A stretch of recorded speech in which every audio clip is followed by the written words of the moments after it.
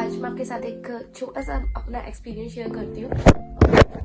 Relate with my husband कि कोई भी फ़ोन कॉल आता है, कुछ भी आता है, सो वो फटाफट भाग के मेरे पास आते हैं कि कुछ भी इनका फ़ोन आ गया है, जल्दी से इनसे बात कर लो। या फिर जैसे बैंक से फ़ोन आ गया है, या फिर काम से फ़ोन आ गया है, या फिर कहीं और से, तो मैं बात कर लेती हूँ। कि कई बार मैं नहीं होती तो वो अर्जेंट फ़ोन भी नहीं पिक करते।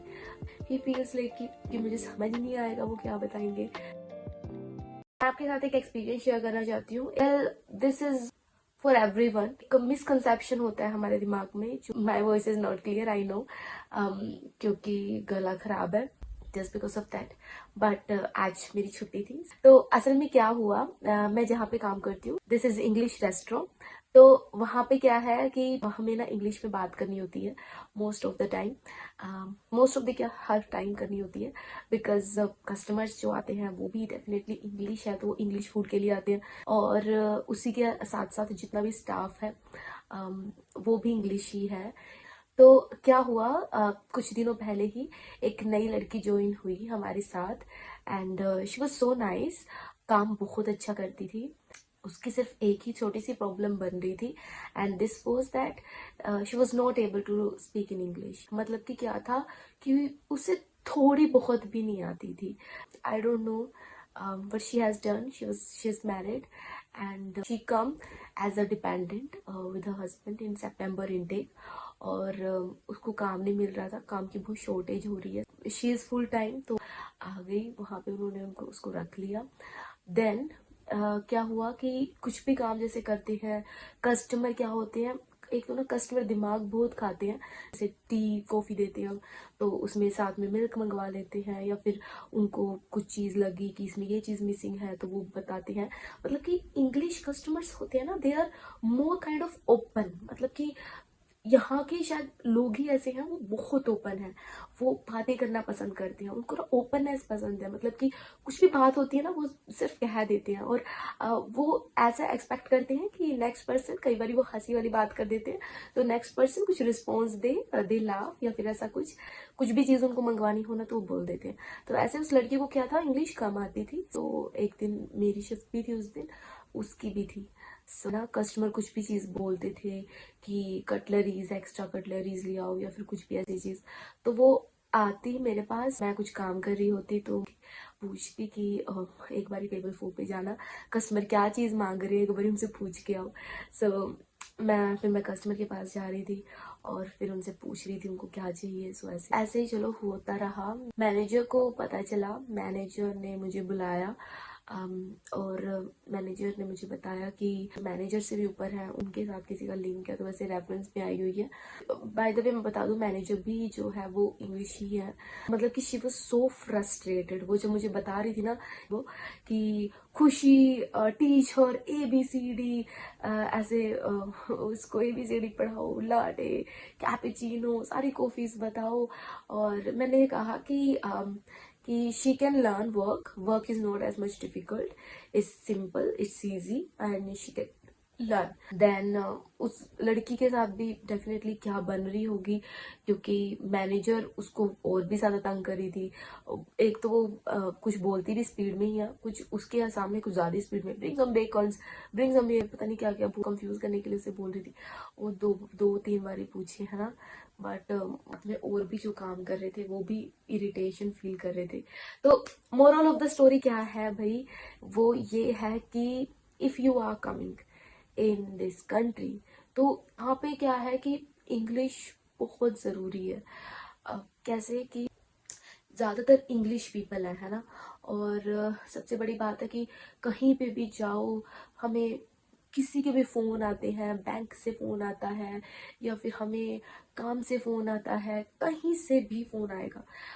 For suppose you are working under Indian, Indian है, उसके नीचे आप काम कर रहे हो, तो इंडियन भी इंग्लिश ही बोलेंगे। तो क्या है कि भाई थोड़ी बहुत अपनी इंग्लिश सीख के आओ। मैं ये कहती हूँ कि अगर आपका वीजा आ गया है एंड यू हैव टाइम, पक्का श्योर हो आपकी यस अभी आपका काम बन गया है और आपको आना ही है, कुछ नहीं बिगड़ता। थोड़ा बहुत 3-4 सेंटेंसेस सीख लिए, और थोड़ा बहुत मतलब कि बातें, मतलब कि बनाना सा सीख लिया, थैंक यू, सॉरी, थोड़ा कम्युनिकेट ऐसे करना सीख लिया, कुछ भी नहीं होता, थोड़ा सा टाइम लगता है और टाइम लगा दो।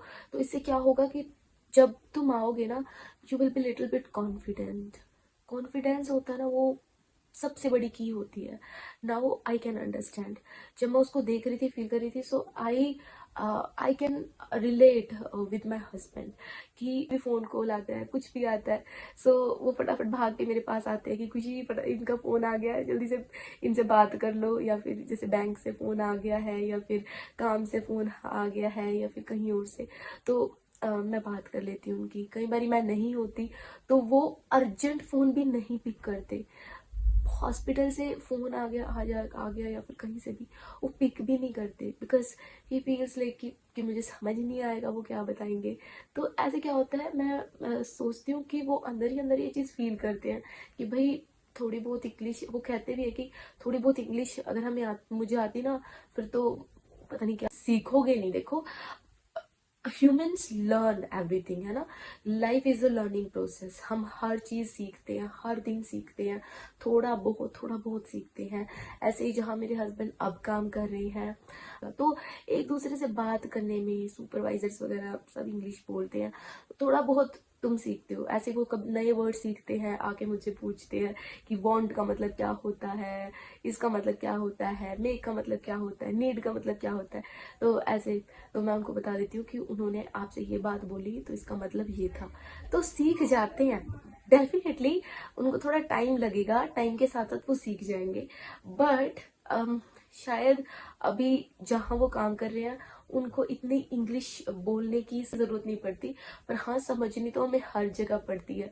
कई बार वो कुछ बोलते हैं, हमें नहीं समझ आती, सो से जैसे वो मैनेजर भी मुझे बोल रही थी, दिस गर्ल इज कम्प्लीटली डम। बेशक वो लड़की कितने इंटेलिजेंट हो, बेशक उस लड़की को वो काम करने में बहुत अच्छी थी, शी वाज सो एक्टिव, हर काम बहुत स्पीड से करना उन्हें, है ना, she was so much desperate for the job, हर चीज। बट सिर्फ एक छोटी सी चीज की वजह से ऊपर से वो ट्रीट भी फिर ऐसे ही करते हैं ना, कि उसको उसको उनको पता है कि वो बोल रहे हैं और उसको समझ नहीं आ रहा है, सो खुद ही उनको भी इरिटेशन फील होता है कि यार ये समझ क्यों नहीं रहे हैं होते हैं।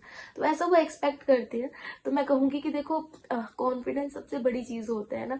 हमें थोड़ा बहुत इंग्लिश आए ना, तो हमें थोड़ा सा कॉन्फिडेंस हो जाता है कि भाई चलो, जो स्ट्रगल्स होते हैं वो सब अपनी जगह है, किसी की जर्नी अलग होती है, हर किसी को अपना टाइम निकालना होता है, हर किसी का लक अलग होता है, लक बहुत चलता है यहाँ पे, हर किसी की लाइफ अलग है यहाँ, वी कैन नॉट कंपेयर। तो भाई थोड़ी सी अगर तुम्हें इंग्लिश आ जाएगी ना, तो देखो तुम्हारा बहुत फायदा होने वाला है।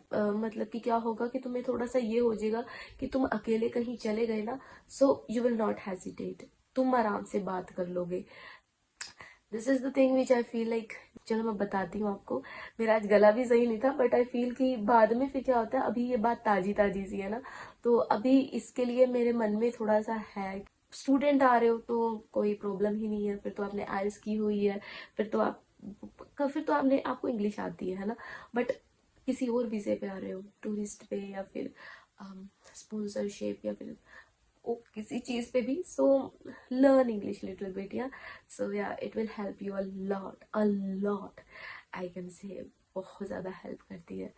तो yeah that's it, and thank you so much to watch me. मुझे पता नहीं क्यों नींद इतनी आ रही है ना, खैर 10 बज गए हैं रात के, तो नींद भी आएगी ही। मेरे हस्बैंड का टाइम भी हो गया है आने का शिफ्ट से। सो या this is all from my side today, and thank you so much to listen me till now. I cannot suppose कि आप अपनी बातें यहाँ तक सुन रहे हो, so yeah, it's big thing for me. Thank you, and yeah, take care, stay safe, और अपना ख्याल रखो, अपनी हेल्थ का ख्याल रखो, और अपने परिवार का ख्याल रखो। Okay, thank you, bye.